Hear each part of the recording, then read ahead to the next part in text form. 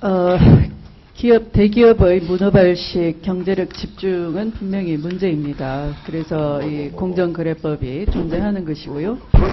근데 이제 김상주 교수님께서 그걸 우회하는 방법으로 외국인 투자 촉진법을 가지고 와서 이걸 돌파하고자 한다는 것에 대해서는 이런 일리 있는 지적이다. 본 위원은 그렇게 생각을 합니다. 그러나 또 한편 다른 부분을 또 한번 지적하지 아니할 수가 없습니다. 기업의 책임성 문제인데요. 이 책임성 문제는 국내에서뿐만 아니라 국내에서의 어떤 기업이 집단적 인권, 예를 들면 요즘 기업과 인권이라는 그 주제로 유엔에서 대단히 많이 신경을 쓰고 있어요. 예를 들어 우리가 4대강 사업을 하는데 태국에 진출해서 태국의 주거 환경을 심각하게 파괴하는데 아무런 보상을 하지 않는다. 그러면 그 기업의 행태는 세계적으로 비난받아요. 근데 그걸 그냥 단순히 뭐 일자리 창출이다 이런 걸로 덮고 어물쩍 갈 수는 없어요. 왜냐하면 악마는 디테일에 숨어 있고 바로 그 디테일을 점검해주는 데가 이 국회라는 곳입니다. 그래서 이 국회가 그냥 막연하게 정당의 논리에 의해서 발목 잡게 한다 이렇게 이해하시면 안 되겠고, 그나마 그것을 지적해 줄 수 있는 유일한 국민 대표 집단이 국회라고 한다면 저는 다른 부분에 대해서 좀 기업의 책임성 문제를 좀 짚고 넘어가지 아니할 수가 없습니다. 예를 들면 사실은 원료 물질을 어떤 공정에 집어넣는 것하고 중간 단계의 물질을 공정에 집어넣는 것하고는 생태계나 인간 생명을 포함한 어떤 환경 파괴가 훨씬 더 원재료 단계가 심각하겠죠. 그러니까 파라자일렌하고 이 TPA라고 하는 중간 원료하고는 비교해 보면 저는 문해한이지만 파라자일렌 공정이 훨씬 더 환경에 미치는 영향이 더 심각하다 이렇게 생각을 합니다. 그래서 뭐 환경에 대해서 아무 걱정 없다. 우리는 일자리가 더 중요하다 이런 막연한 얘기는 할 필요가 없다 이렇게 생각하고요. 또 한편 그런 기업의 책임성이 요즘 점점 더 강화되는 방법으로 가고 있어요. 잘 아시겠지만 공정거래법 아래에서도 기술 탈취라든지 또는 하도급에 대한 그런 불법 단가 인하 이런 거에 대해서 이미 한미 FTA를 통해서 들어와 있는 이른바 징벌적 손해배상 제도가 도입되려고 하고 있는 단계에 있어요.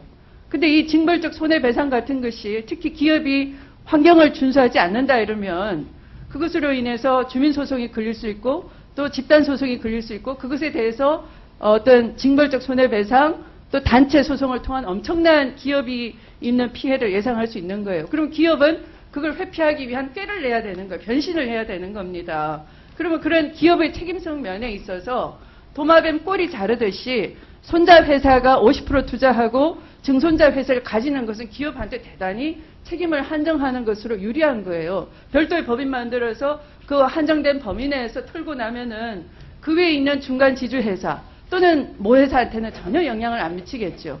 그래서 사실은 기업이 시장 변화 또는 기술 여건의 변화에 따라서 지금 여기는 중국이 TPA를 다 갖고 가버려서 우리로서는 PX로 파라자일렌으로 전환할 수밖에 없다 하는 어떤 그런 시장 여건의 변화만 얘기하시는 거죠.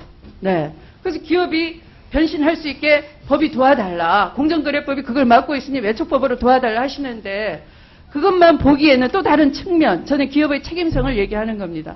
기업의 책임성 면에 있어서는 우리 주민들이 아무런 수단을 갖질 못해요. 그렇게 기업이 자꾸 증손자 회사를 통해서 별도의 법인 만들어 가시고 이른바 어떤 그 파라자일렌처럼 한번 시장에 띄워보고 또 그걸 기업이 쉽게 변신하고 할 수 있는 기업이 유리한 방향으로 변신을 자꾸 하는 데 따라서 기업의 책임성을 추궁하기에는 정말 불리한 여건이란 말이죠. 그래서 그 점에 있어서 저는 여기 김상조 우리 진수님께서 38쪽에 짧게 언급을 해놓으셨어요. 지주회사 체제의 오남용을 방지할 수 있는 다양한 규율 수단, 시장규율, 행정규율, 사법규율 등이 발전되지 못한 우리나라의 현실에서 지주회사 체제에 대한 사전적 규제가 불가피하며 증손회사 관련 규제를 포함한 현재 공정거래법이 그 대표적인 규정이다. 그것은 진수린이 말씀하신 어떤 그 공정거래법 상의 문제, 기업 집중을 막는 문제, 자본 집중을 막는 문제이지만 제가 말씀드리는 지금 진행하고 있는 기업과 인권의 문제, 그걸 글로벌하게 보고 있는 문제, 이런 문제에 대해서 우리가 수단이 없다는 부분에 대해서 여기서는 언급이 안 됐지만 좀 자세히 말씀해 주시기 바랍니다. 또 그 말씀에 이어서 아까 장윤종 진수님께서는 여기 보니까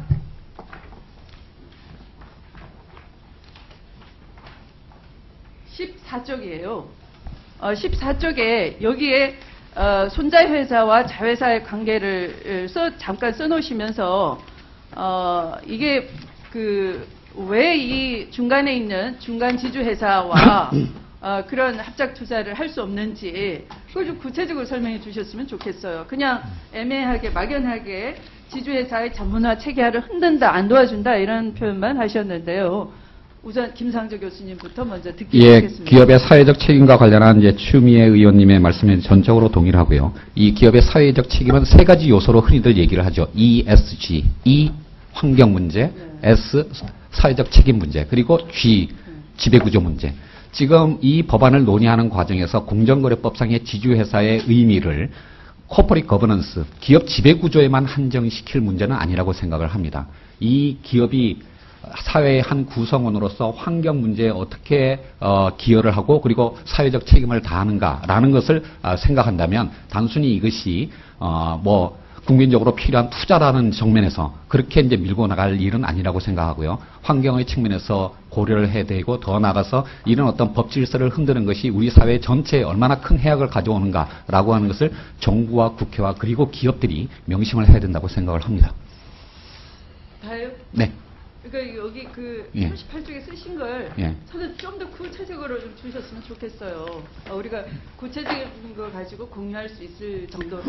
네. 예, 흔히들 이런 지주회사의 어떤 그러니까 소유 제한, 그러니까 손자 회사까지만 가능하다 이런 규제가 선진국에는 없다라는 표현들을 재계 측에서 특히 항변으로 많이 내놓고 있는데요. 맞습니다. 선진국에는 이런 규제가 없습니다. 그 규제가 없는 이유가 뭐냐면 그런 규제가 없더라도 지주회사 제도의 오남용을 막을 수 있는 여러 가지 제도적 장치, 즉 다중대표 소송과 같은 소송의 어떤 제도도 있고요. 그리고 그것을 80% 이상의 지분을 보유해야지만 연결납세를 받을 수 있는 텍스 베니핏 제도도 있습니다. 이런 제도가 있기 때문에 선진국에서는 그와 같은 규제를 하지 않는 것이거든요. 다만 우리 사회에서는 기업의 지배구조 문제뿐만 아니라 환경이나 기업의 사회적 책임과 관련해서 이런 기업들에게 여러 가지 압력을 가할 수 있는 사회적 관행이나 제도가 매우 부족하기 때문에 이런 어떤 사전적 규제 체계를 당분간은 더 유지할 수밖에 없다고 생각하는데요. 그런 측면에서 이것을 어떤 단기간의 정책적 목표 때문에 그런 원칙을 훼손하는 것은 우리 사회의 어떤 장기적인 발전에 있어서 굉장히 큰 해악을 가져올 거라고 생각을 합니다. 네.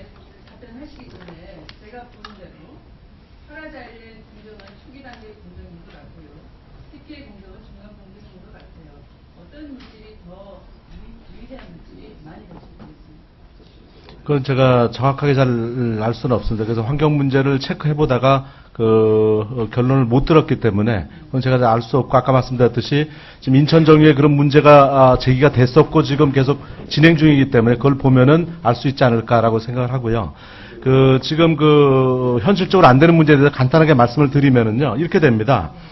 이게 이제 SK에서 50%를 내고 이거 50%를 내서 회사를 만들지 않습니까? 원료도 반반씩 내가지고 여기는 순수하게 생산만 해가지고 물건을 주는 겁니다, 이제. 그리고 수익을 반반 놓는 거예요. 근데 지금 이노베이션 이제 하게 되면 제가 이해하는 바에 따르면은 일은 종합화하고 해야 될 거 아닙니까? 그럼 종합화하게 대해서는 일한 만큼 줘야 될 거 아니에요. 그리고 실제로 외국인 투자기업이 들어오면은 많은 로지스틱스를 씁니다, 기존에. 그래서 하여튼 사용료를 다 줘야 됩니다. 그럼 예를 들어 20%라고 합시다. 그럼 나중에 이윤에서 이제 80%만 남을 거 아닙니까? 그럼 그거를 이제 반반 논자 그러면 4대4가 될 거 아닙니까? 그러면 4-4-2로 놀아질 거 아니에요. 그럼 이제 이쪽에서 무슨 얘기냐? 5개를 줘야지.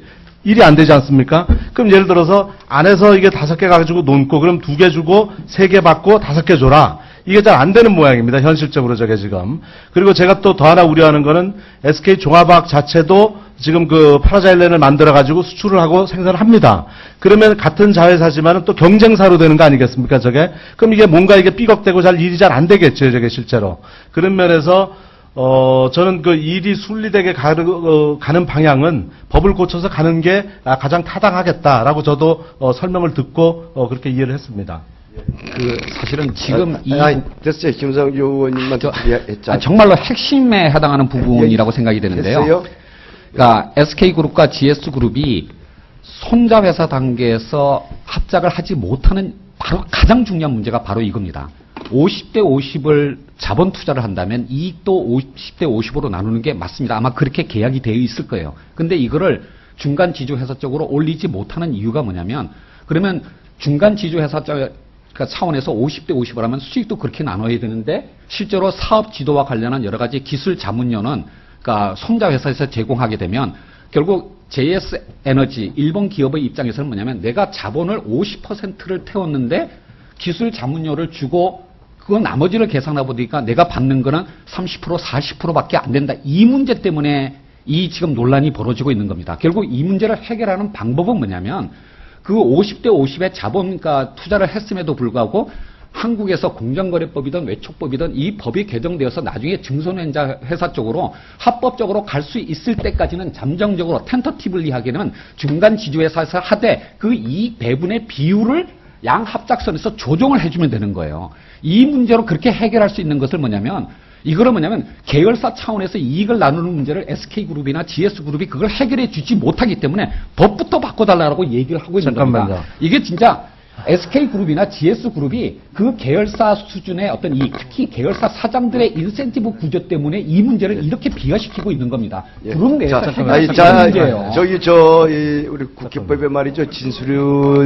진술인간에는 토론 못하게 됐고요. 이태구 의원님. 30초만 얘기하게 기회를 좀 주십시오. 자, 그만하세요. 그만하세요. 10초만 주십시오. 뭐 전부 할 겁니까? 제가 10초만 말씀드리겠습니다. 누구요? 추 의원님이 발언권을 주셔가지고 10초만 제가 얘기하겠습니다. 그렇습니까? 죄송합니다. 발언권은 제가 주는 겁니다. 자, 10초. 자, 10초 플러스 10초에서 20초 드릴게요.